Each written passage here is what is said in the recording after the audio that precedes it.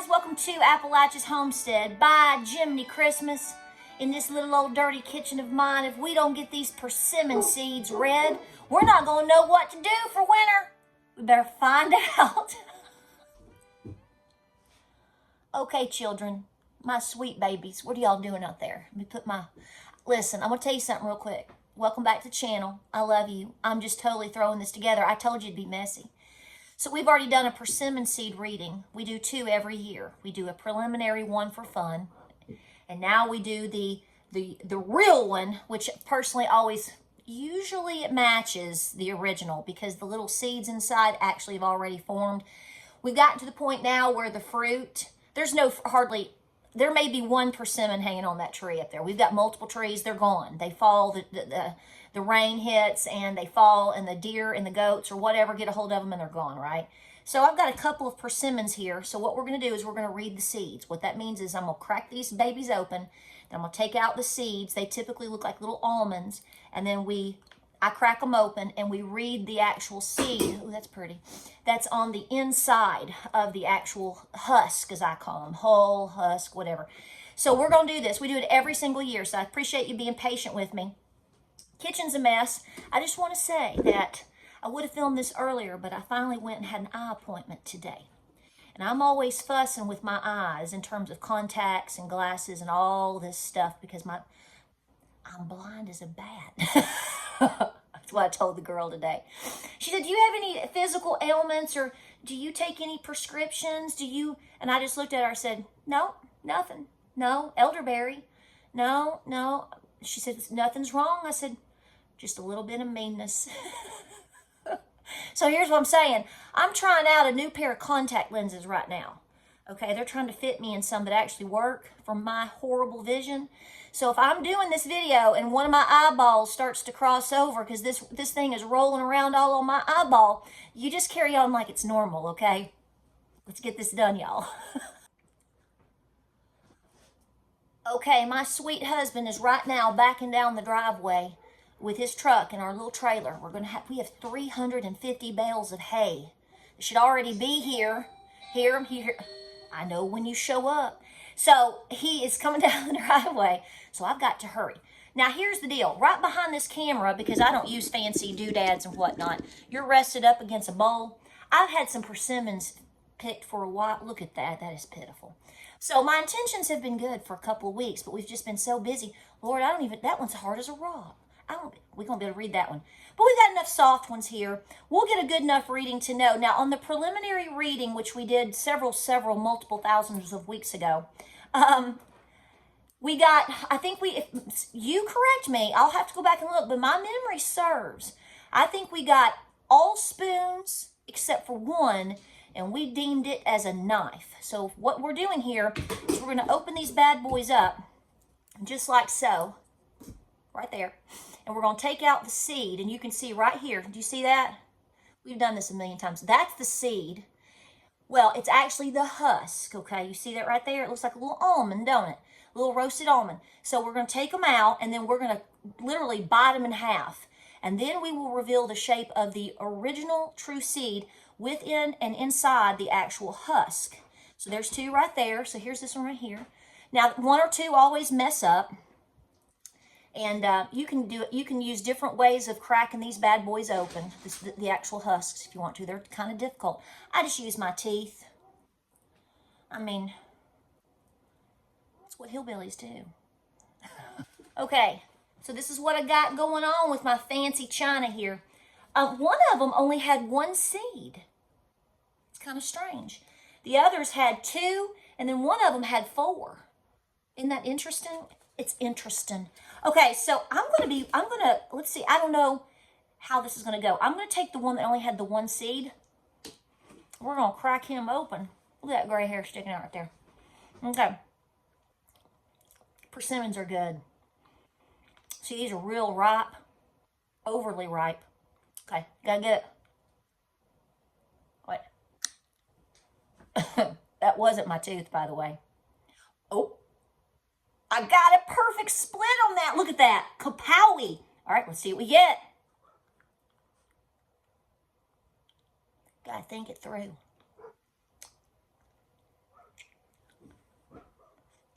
That one didn't crack as good. Ooh. It's got a weird taste. Probably sat too long. Okay. Perfect split. Here we go.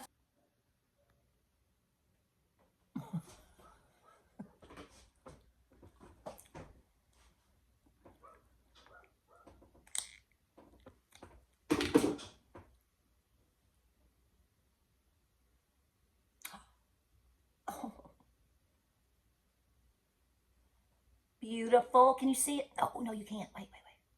Shh. All right, I cleaned it up a little bit. We've got the breakdown right here. A couple of the seeds were a little bit too hard. So what we found out is if you pick a ripe persimmon, just like any other fruit or berry or anything else, once it starts to shrivel up, once it starts to harden, then frankly, you're not going to get a seed reading out of it. This wasn't the plan, but this is what happened. But we did happen to have a few that were fresh or fresher. So we've got a big old mess here of what we did. So what do the seeds say? All right, it doesn't look like much, but we're going to go with what we have here, okay? Guys, every single one of these, with the exception of one on the end right here, that I'm going to kind of leave up in the air. You have a spoon. You still have the flesh of the persimmon on it. This one broke in half perfectly. It is also a spoon. The spoon has like two little sheaths that overlap each other, okay? So it kind of at times can look like a little spork, but it's not a fork. Same thing here. You can see that's a spoon. That is definitely a spoon. You definitely have a spoon right there. And this is the kind of unknown. I could go spoon or knife on that, but it kind of got tore up a little bit, so it's hard to tell.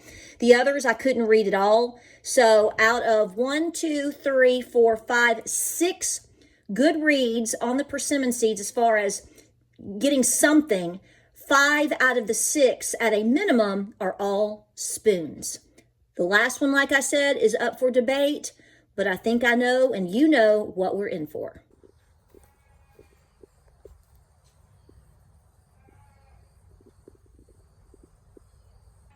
So check it out. This is where my dogwood tree was that fell. We removed it, cut it up for firewood, put it away, and I bought a little weeping willow, and it has made it through the summer. We need to put some mulch around it and take care of it, get it ready for winter prep. But I was worried that it wouldn't make it through the hot summer we had, the drought. But it did. So far, so good. Come down here and let's pick up this trash. What trash is in the yard? So here's the deal, guys. So we have a persimmon seed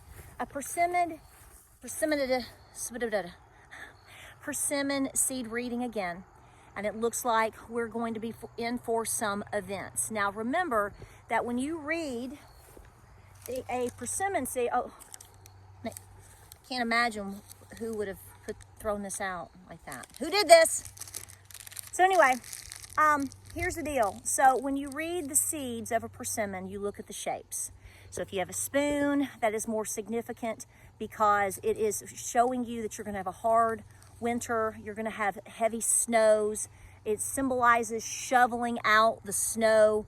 That is what that means. If you have a fork, typically that's a lighter, mild winter. We always love getting forks if possible. But at the same time, you also have knives. And a knife is a very cold but windy type situation. So if you have a mix of knives and spoons, to me, honestly, that may be the worst combination, because if you've got a heavy stream of heavy cold winds coming in with your weather, that's going to keep you under ice a little bit longer. At least that is our experience here. So you tell me what you think. What are you seeing in your area? When you read the persimmon seeds, always remember to try to get it as local as possible. So if you go to the grocery store and they're getting in their persimmons from like Mexico or something, then you're going to be reading the seeds from where those grew, right? So these persimmons are small because they're native, and we have multiple trees on the property. So that is why we like to read them here, because they're straight from our property, straight for our region. But it might be indicative of something you might be getting, but check your persimmons in your area. Now what I want to do is close it out real quick and say this, as we've got this behind us now and we know where we stand, which I think we already have been mentally and physically preparing for that. I mean, you're going to say it's winter.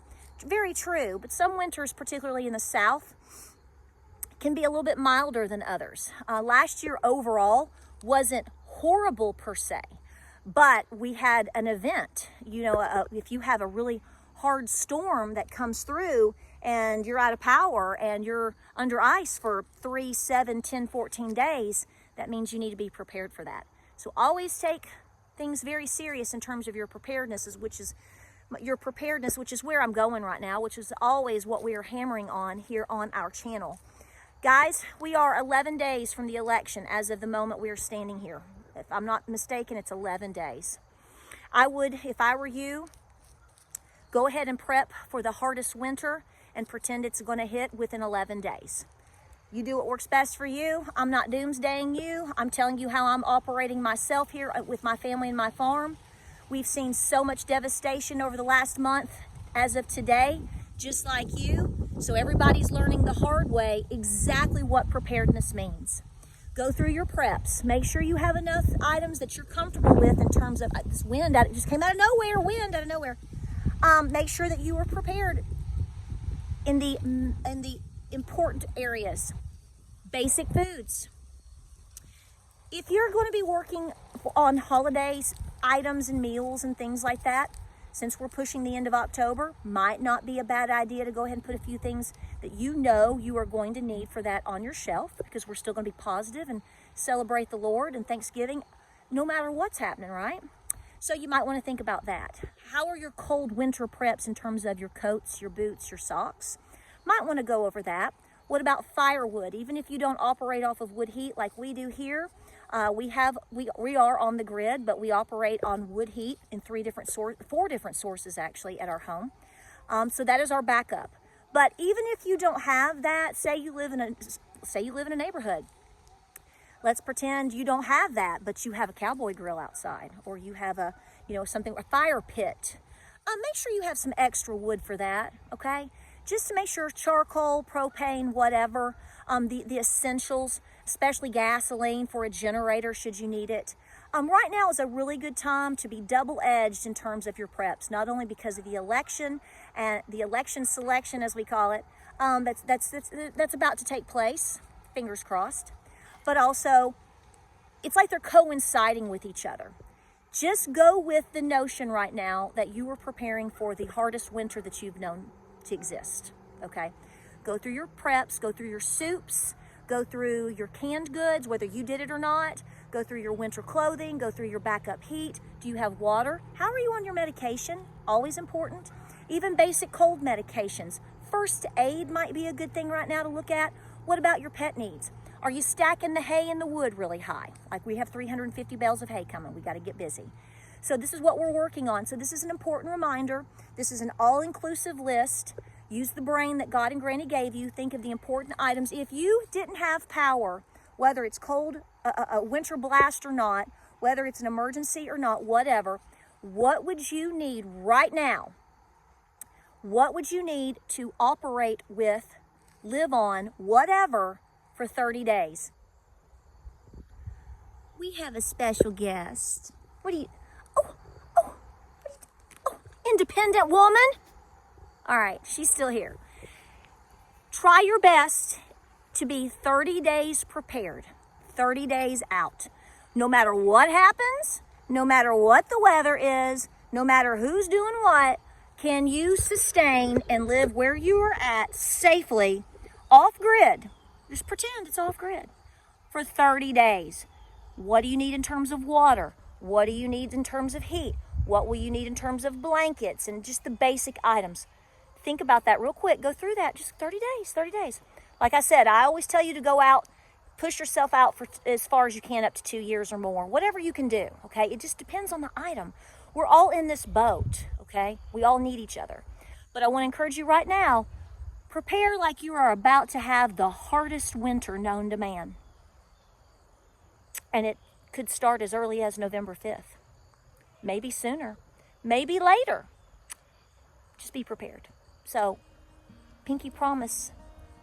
We're going to call this persimmons and promises.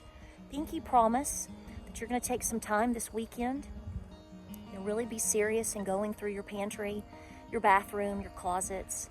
Think about the items that you need. Fill those holes and gaps in this week immediately, okay? Pet needs, whatever. Self-defense. You know what you need for your family. Everybody's individual situation is different, so you have to be the one to make those decisions.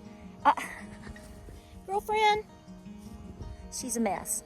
All right, well, there it is. There's the persimmon reading. There's our persimmons and promises. More videos coming your way. I'm glad we got this squared away. I feel good today. Thank you for your support. Stay very busy. The next couple of days, the next week, make every moment count. Your life could be depending on it at some point. Ask everyone here in Appalachia. They're going to tell you the same thing. Like, subscribe, and share. Pray, prep, and be very peaceful. Keep it together. Keep it cool. I love you. Got to go load up on that hay. Let's go. Hey, hey, hey. And I'll see you on the next video.